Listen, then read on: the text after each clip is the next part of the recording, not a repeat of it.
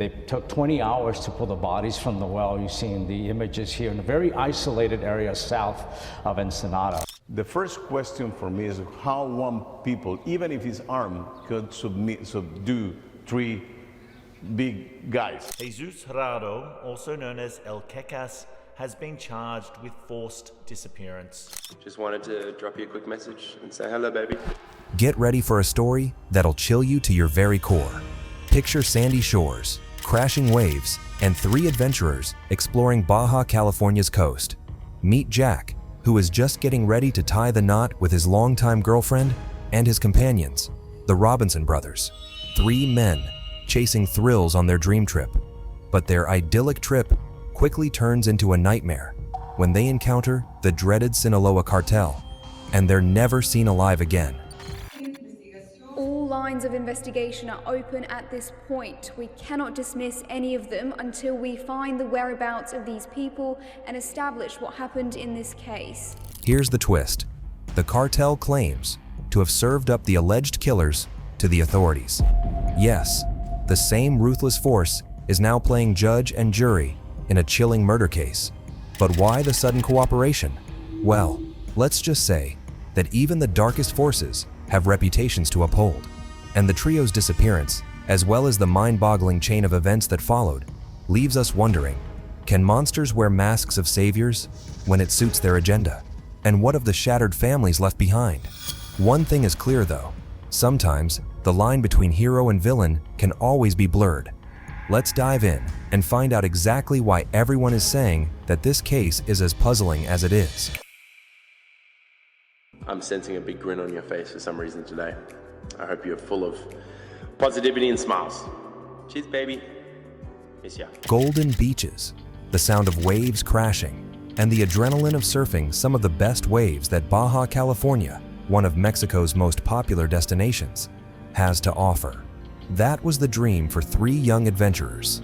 An American, Jack Carter Road, ready to trade bachelorhood for a ring, and the Australian Robinson brothers, Jake and Callum, who were living out what they had called the trip of a lifetime. During the trip from San Diego to Ensenada, Callum posted about a stop in Rosarito eating tacos and enjoying the ocean view. But this dream vacation took a sharp and lethal turn, a horrifying plot twist none could have anticipated. What started as an idyllic journey quickly spiraled into a dark tale of murder under the orders of one of the world's most notorious criminal organizations, the Sinaloa Cartel. However, the twist in our story today isn't the grim reality of the crimes themselves, which is unsettling on its own. What stands out even more is the stunning revelation from the Sinaloa Cartel itself. Now, according to a new report, Mexican law enforcement did receive help to find the suspects from an unusual ally, the Sinaloa Cartel. Yes, you heard that right. The cartel, known more for its unforgiving nature towards just about anyone who stands in its way, stepped into a very different role, claiming to have handed the alleged criminals over to the police. Remember how I mentioned that sometimes the line between good and evil can be quite blurry? Well, in an unprecedented move, the Sinaloa Cartel, a name that strikes fear across the globe, became an unlikely ally in solving the murders. But why would one of the most powerful drug syndicates help the authorities? According to them, it was all to avoid unwanted attention on their turf. The three surfers, blissfully unaware of the dangers below the surface of their surf paradise, found themselves in the wrong place at the wrong time. After their tragic disappearance near the cartel-controlled city of Ensenada, their bodies were tragically discovered at the bottom of a cliff, each with a bullet wound to the head, a brutal reminder of what can happen when you lock eyes with Mexico's narco thugs. And, in a statement that sounds like it's straight out of a crime thriller, a spokesperson for the cartel broke their silence. They were not merely observers, but active participants in cracking the case. They claimed they were low-level robbers acting alone, but we handed them over. It appears the cartel sought to clear their name, emphasizing that the chaos brought by the killings was bad for their business and image. The entire scenario raises a multitude of questions. Can criminals turn into crusaders for justice when it suits their needs? What does this mean for the families of Jack, Jake, and Callum, who had to fly to Mexico to identify their loved ones? now victims of a chilling crime. As we unpack this story, remember that this isn't just a tale of crime and investigation. It's a sobering reminder of the complicated tango between law and order, and the dancers can always switch sides whenever they please. So how did the cartel track down these criminals? What does this unusual gesture spell for the ongoing war against organized crime in Mexico? This video isn't just an exploration of a tragedy. It's a journey into the darkest corners of the criminal world, where fear and unpredictability in one of the most beautiful on earth run rampant. So let's start from the very beginning. The Promising Boys Trip. As is the case with most abduction cases that we deal with here on this channel, this story started off innocently enough. Three best friends, Jake and Callum Robinson and Jack Carter Road, coming together from two corners of the globe, all set for an epic adventure on the spectacular but secluded beaches of Baja California. Jack was just months away from saying, "I do," eagerly looking forward to one of the biggest days of his life. But before settling down, he aimed to squeeze in a few more thrilling experiences. The vast, open ocean of Baja was the perfect destination too, with its legendary surf breaks and the promise of unforgettable memories. This was supposed to be a celebratory voyage, a reconvening of lifelong mates who shared a roaring passion for surfing, sunsets, and spontaneity. Their plan was pretty straightforward. They would chase the perfect wave, sleep under the stars, and live off the grid, away from the usual tourist spots. Jake and Callum, hailing from the spirited city of Perth, Australia, were no strangers to adventure. Jack, from the US, brought his own zest for life to the group. Together, they embarked on this journey with their eyes wide open to beauty and hearts full of dreams. Instagram and Facebook followers were treated to dynamic updates as the trio documented their exciting road trip along Baja's coastline.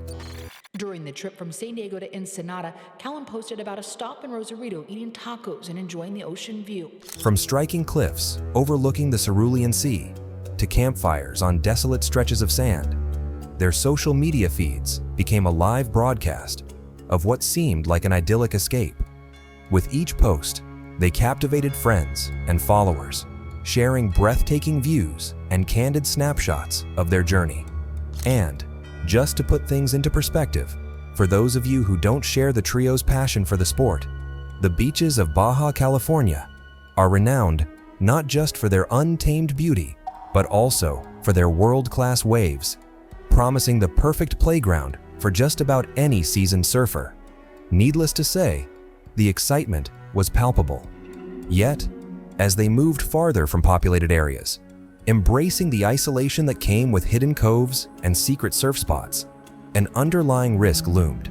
Unknown to them, the serene landscapes and rolling waves masked potential dangers. You see, Baja California also happens to be part of a cartel-controlled region that's buzzing with criminal activity. The town has become a place where these two gangs clash. Tonight, at least 10 people are dead, 9 others hurt after a shooting at a racing event in Baja. As the days unfolded, their all-boys trip took on a rhythm of its own. Morning surfs, exploring local haunts, and evenings spent relishing the simple joys of a nomadic lifestyle. Yet, this dream trip was about to encounter realities far harsher than any ocean wave. You see, even in paradise, danger is always present, and our travelers would soon find this out the hard way. This brings us to the fateful day that changed everything. As the days went on, the thrilling daily updates that had filled their online friends' feeds came to an abrupt halt. The trio, who had been painting a vibrant picture of their journey through their lively posts, suddenly fell silent on April 27, 2024, and what was once a stream of laughter-filled videos and breathtaking sunset photos turned into, well, nothing. But still, no one could have predicted that this radio silence was only the first step into what was about to become a tragedy. They were in good spirits. They are pretty nice people, absolutely, very respectful. Families and friends weren't too worried at first. They thought that maybe they ventured into a place that had poor signal, or that their fun outmatched their need for social media.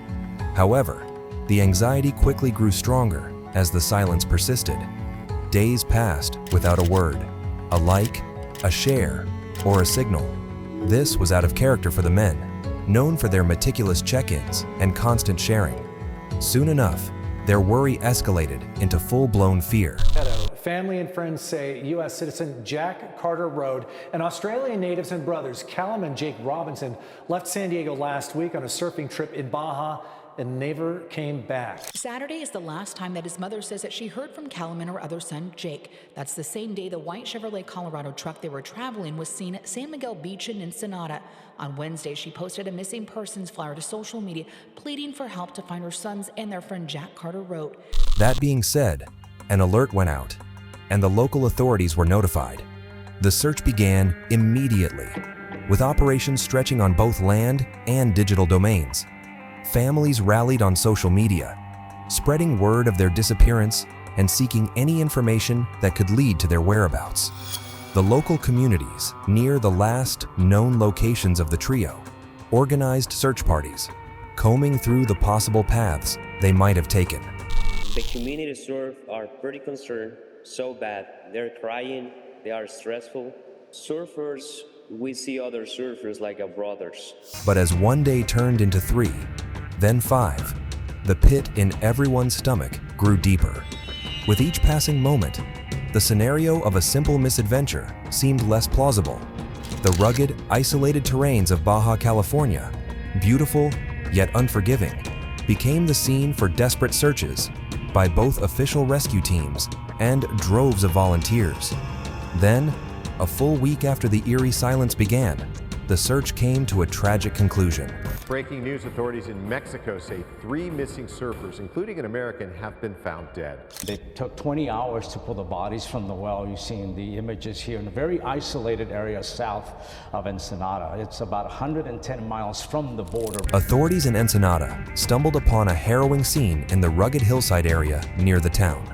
There, at the base of a deep well, lay the lifeless bodies of Jack, Jake, and Callum, each with a bullet wound to the head, marking a tragic and devastating finish to what had begun as a joyous exploration of the vast, wild beauty of Baja California. Also, there was this. New images of a burned-out Chevrolet pickup truck that Mexican police say belonged to the missing surfers. How it got torched, though, is still a mystery this morning. Clearly, something incredibly violent had taken place. The news shattered their community across continents, from the sunny coast of Australia to the lively cities of the US. The lives of 3 free-spirited young men, aged just between 30 and 33, had been brutally snuffed way before their time. And, as the fresh details of their untimely demise were starting to come to light, authorities scrambled to piece together the events leading up to the tragedy. Meanwhile, the world that had followed their expedition, now gripped by shock and sorrow, awaited answers. How had a trip filled with such hope and excitement descended into despair and death in the mere blink of an eye? Who was the dangerous figure that these men encountered?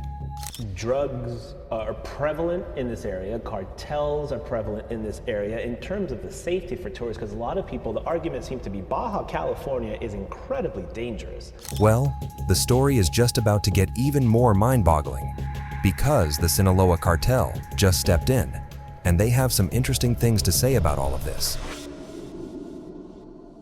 In an unexpected twist that could rival any crime thriller, the notorious Sinaloa Cartel, a name synonymous with some of the most feared and widespread criminal activities across the globe, stepped into the spotlight. Only this time, they're up to their usual business. They're here to deliver some shocking revelations. In a stark departure from their reputation, the Sinaloa Cartel issued a statement that can even be interpreted as a form of cooperation. They're now claiming that they had delivered the alleged murderers of Jack, Jake, and Callum directly into the hands of law enforcement. They say they charge suspect Jesus Heraldo, also known as El Kikas, with the crime of forced disappearance. This revelation came as a shock to everyone from the local authorities to the global community following the case. The Sinaloa Cartel, often operating from the shadows and with little regard for doing the right thing, was now positioning itself as a facilitator of justice. And, To make matters even more shocking, the cartel had gone out of their way to locate and capture the people responsible, according to their spokesperson. Not only that, but apparently, they were driven by a desire to distance themselves from the violent incident that had claimed the lives of the 3 tourists. Who would have known that the Sinaloa Cartel is capable of being just as pragmatic as it is brutal? We all know what the Sinaloa Cartel is mostly known for, so why did they feel like being tied back to this particular incident would be detrimental to their organization? Well, it seems like the brutal slaying of these international citizens had brought unwanted attention to their operations in the region, an area they controlled but wished to keep out of international headlines for such heinous acts. By handing over the accused to the police, the cartel aimed to lay to rest any suspicions about their involvement and, even more importantly, perhaps, demonstrate a controlled command over their own territory. So, what did the cartel have to say about the people responsible for the crime? They were low-level robbers acting alone, but we handed them over, one of the sicarios said. According to him, this was nothing more than a carjacking that went terribly wrong. But wait, doesn't this statement also imply that the cartel was either monitoring the men responsible or had means of clamping down on criminal activities under their domain? Yes, it certainly seems that way. So, after hearing of the extensive efforts that were being made to capture these offenders, the cartel decided to conduct their own search and then inform the authorities about where they could find them. This act of apparent vigilante justice was purportedly done to ensure that the cartel was seen not as part of the problem, but as part of the solution. The more you know, and obviously, this bizarre twist raised numerous eyebrows and questions. Could a cartel, known for its ruthless conduct, suddenly turn guardian? Was this an attempt to manipulate the narrative and curry favor with local law enforcement, or a genuine move to deflect any damage to their public image? Needless to say, everyone speculated on the motivations behind the cartel's actions. After all, there were many possibilities, from a strategic move to improve public perception, to internal politics, aiming for stability and damage control. Meanwhile, the families of the victims and the general public grappled with the confusing notion that the same type of organization, often villainized in the press and blamed for much of the region's violence, might have played a key role in solving these tragic murders. And, as the investigation continued, the capacity of the justice system to independently verify the cartel's claims and ensure a transparent legal process came under intense scrutiny. What had initially seemed like a straightforward case of violent crime was now turning into a complex narrative involving layers of power, influence, and unexpected acts of intervention that promised to keep just about anyone on edge. In the never-ending saga of the trio's disappearance and subsequent tragic fate, a case that had turned from unpredictable to even more unpredictable, the law enforcement agency's diligent efforts began to paint a clearer picture of what exactly happened. The arrests of 2 men and a woman marked a major breakthrough in the investigation. What's more, each of the suspects was facing some pretty damning evidence, all of which pointed to a robbery gone wrong, instead of the cold-blooded crime that most people were expecting. And the most crucial bit of evidence?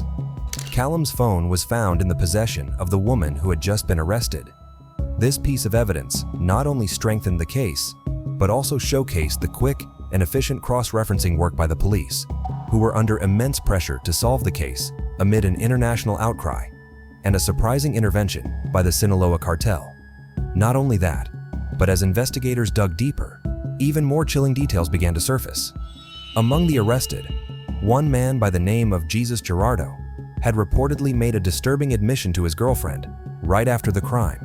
Prosecutors revealed in that courtroom that his girlfriend has turned on him. Now, we're paraphrasing here. I believe we have a graphic to show you, but she has told prosecutors that he came home and said to her, essentially, that I screwed up 3 gringos. She's responded, "What do you mean by that?" And he has said, "I killed them." She's then gone on to tell prosecutors that he showed her car that had new tires on it. The evidence was certainly starting to stack up by this point. Surveillance footage, cell phone tracking, and forensics tied the suspects to the crime scene. Testimonies from witnesses who last saw the trio and various digital footprints formed a timeline that implicated the suspects in the heartless act.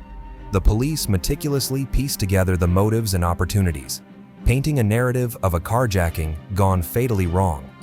The theory behind all this, and according to the Attorney General, they were there camping. These guys show up in another truck and apparently approach the surfers, and they either want the vehicle or the tires. Think about it. There are places in this world where a tire is worth more than a human life. And the fact that the Sinaloa Cartel came forward and claimed that they had handed over the criminals to avoid unwanted attention only made matters even more complicated. This unusual claim by the cartel was met with skepticism and wariness by some officials and the public, raising questions about the influence and power the cartel wielded in both criminal and lawful interventions. This obviously prompted a deeper examination of the relationships between criminals, local populations, and the ever-present reach of the cartels. But more on that later. In all of this mess, one thing was clear. Ever since the cartel got involved, a new layer of both moral as well as legal ambiguity was now added to the case. There are enough twists and turns in this entire ordeal to make your head spin, and we'll get into those in a minute. But let's first take a look at what we know for sure. The fatal carjacking. The authorities spent a great deal of time piecing together the events that led up to Jack, Jake, and Callum's demise. Here's how they say it happened. So, picture this. The guys are cruising in their truck, having a blast, when they run into some sketchy characters. These guys weren't after wallets or phones. They had their sights set on something else: the tires of the boys' truck. The investigators later learned that the attackers, driven by profit in a region where even basic items like car parts are in high demand, saw an opportunity in the surfers' well-equipped foreign model truck. Now, instead of handing over the keys and calling it a day, our trio decides to stand their ground. Maybe they thought they could talk their way out of it. We'll never know for sure. This act of defiance, while brave, tragically set off a violent reaction from the carjackers. So, before they know it, things go from bad to worse. Shouts ring out, fists fly, and shots are fired. There's chaos. When the dust settles, Jack, Jake, and Callum are gone, shot at close range, victims of a botched carjacking that turned dark. All that's left is a horrifying crime scene. Late in the afternoon, she issued a news release saying that the families had identified the bodies and there would be no need for DNA or for any further testing, genetic testing of any sort.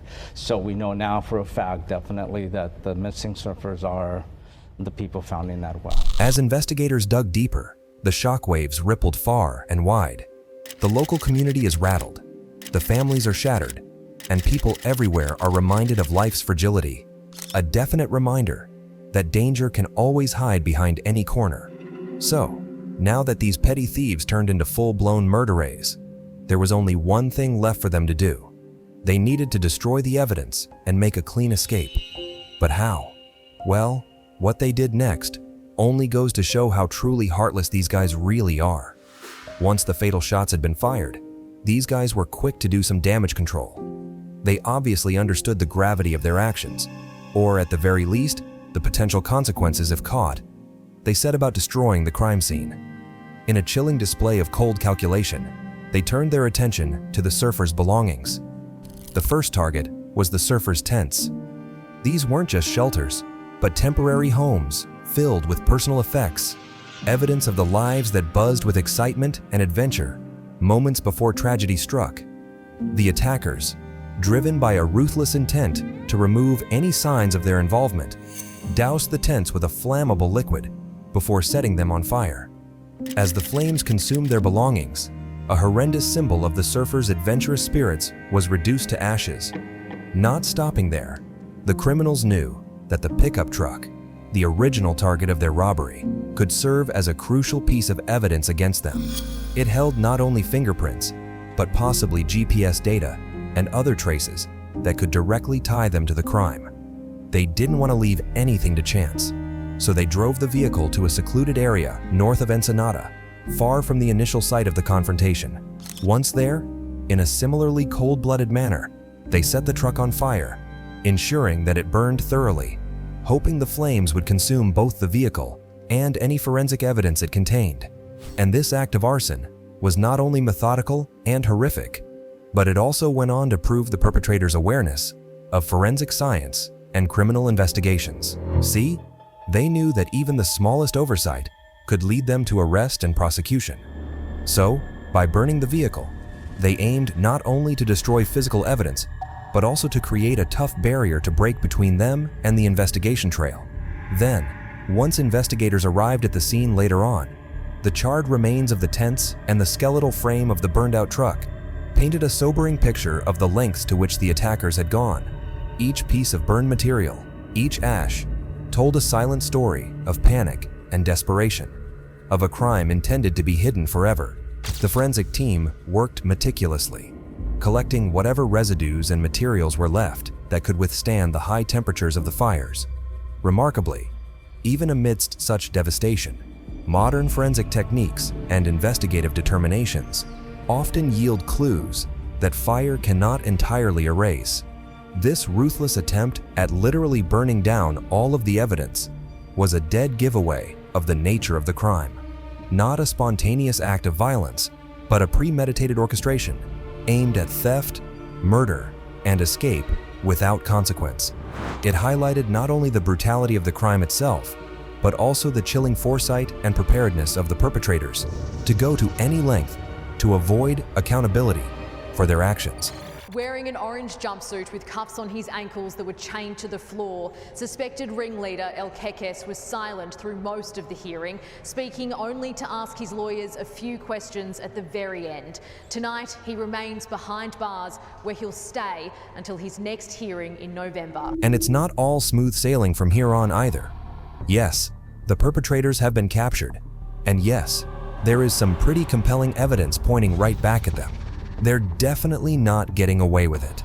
But the thing is, whenever such a crime occurs, a ton of legal and even diplomatic issues play out. Here's the deal. This isn't just a local issue.